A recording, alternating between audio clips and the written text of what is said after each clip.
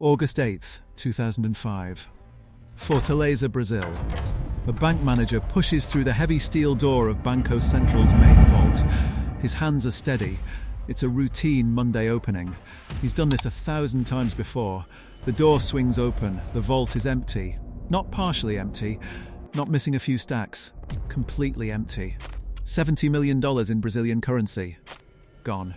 50 tons of cash. Vanished over a single weekend. The alarm systems, silent. The motion sensors, never triggered. The reinforced concrete walls, untouched. Security guards sprint inside. They search every corner, every shelf, every inch of the vault. The vault was completely empty. Nothing. Just empty metal racks, where 3.5 tons of money sat 72 hours earlier. The police arrive within minutes.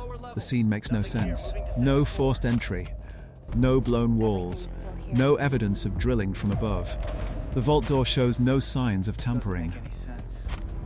Then, in the corner of the floor, an investigator notices something. A thin crack. He kneels down. The crack runs along the entire length of the concrete floor. He pries at the edge. A section of the floor lifts up. Beneath it, a tunnel. 80 meters long, stretching back through the earth beneath Fortaleza's streets. The largest bank heist in Brazilian history wasn't through the door. It was under it. 80 meters, through 3 city blocks, dug over 4 months, without anyone noticing. How is that even possible?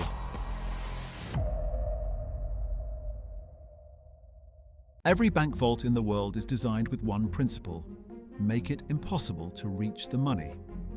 Banco Central's vault sat in the heart of downtown Fortaleza, one of Brazil's largest cities.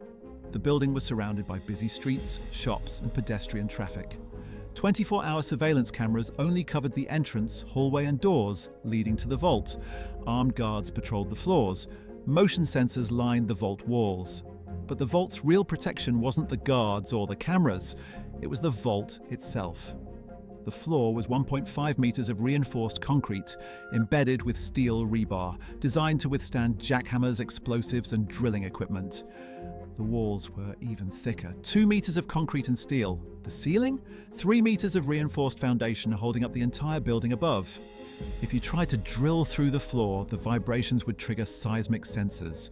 If you tried to blow through the walls, the explosion would bring police from 6 blocks away. If you tried to cut through the ceiling, you'd bring down the entire building. That's why every bank heist in history targets the door. It's the only way in. But doors have time locks, biometric scanners, redundant security systems. In 2005, Banco Central's vault door required 3 separate managers, each with unique codes to open simultaneously. Even if you held them hostage, the door was on a time delay. It couldn't open outside of business hours. So here's the problem. How do you rob a vault when the floor is impossible to break, the walls can't be breached, and the door can't be opened? Every crew who'd ever tried to rob a Brazilian bank had failed for exactly this reason. The vaults were fortresses, impenetrable. But in early 2005, a crew didn't just plan to rob the vault, they planned to vanish with the money before anyone even knew it was gone. And it almost worked. March 2005, 4 months before the heist. A group of men rent a small house on Rua 25 de Março, a quiet residential street 3 blocks from Banco Central. They tell neighbors they're starting a landscaping business. Grama sintética, they call it. Artificial grass sales and installation. The house has a backyard, high walls, perfect for storing equipment, they say. They set up a legitimate business. They print flyers. They register with the city. A few neighbors even hire them to install fake grass in their yards. They do good work, but in the backyard behind a tarp, they're doing something else. They're digging, not with shovels, with mining equipment, pneumatic drills, hydraulic jacks, ventilation systems, the kind of gear used to build subway tunnels. The plan is insane. Dig a tunnel from the house, so under 3 city blocks, directly beneath Banco Central's vault. 80 meters through earth and rock without anyone noticing. The crew number's around 10 men.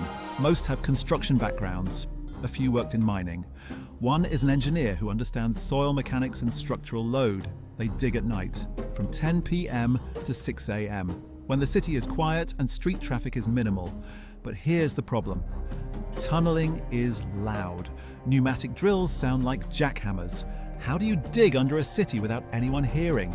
They soundproof the house, foam panels on every wall, thick rubber mats on the floors. They run generators constantly. The ambient noise masks the drilling, and they time their digging to match the city's patterns.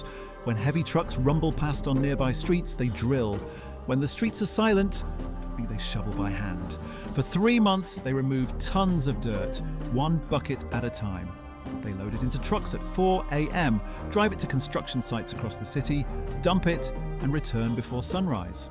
Neighbours notice nothing. But on June 12th, they hit a problem.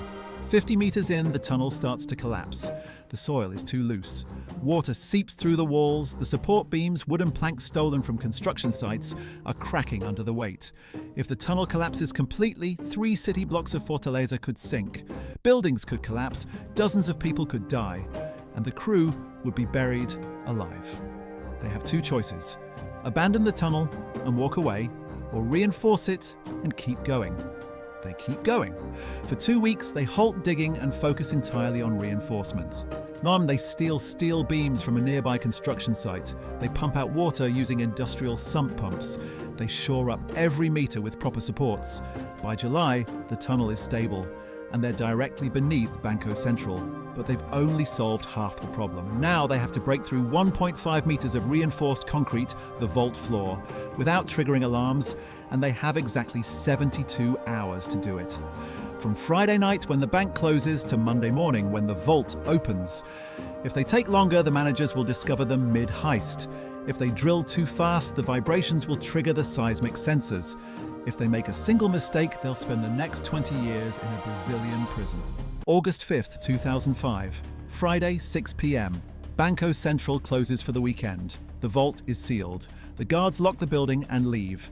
3 blocks away, in the basement of Grama Sintética, the crew descends into the tunnel. They've been preparing for this moment for 4 months. Now they have 72 hours to pull off the largest bank heist in Brazilian history.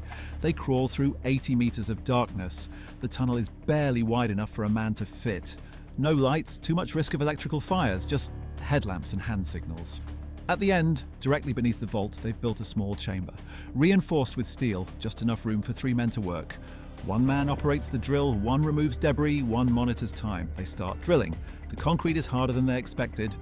And the drill bit, a diamond-tipped industrial core drill stolen from a mining company, overheats every 20 minutes. They have to stop, let it cool, and start again. The noise is deafening. Even 80 meters underground, even with the vault floor muffling sound, the vibrations echo through the tunnel. But above ground, the city hears nothing. It's Friday night, traffic is heavy, bars and restaurants are full. The noise of the city drowns out everything below.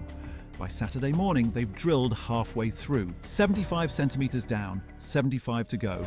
They rotate shifts, 3 men drilling, 7 men removing debris and hauling it back through the tunnel. Saturday afternoon, the vault's seismic sensors trigger. Inside the monitoring center, an operator sees the alert. This is the 3rd time this weekend. He marks it as a false alarm. No one is dispatched. By Saturday night, they break through. The drill punches into empty space. They're inside the vault. They widen the hole, just big enough for a man to squeeze through. The first man climbs up slowly.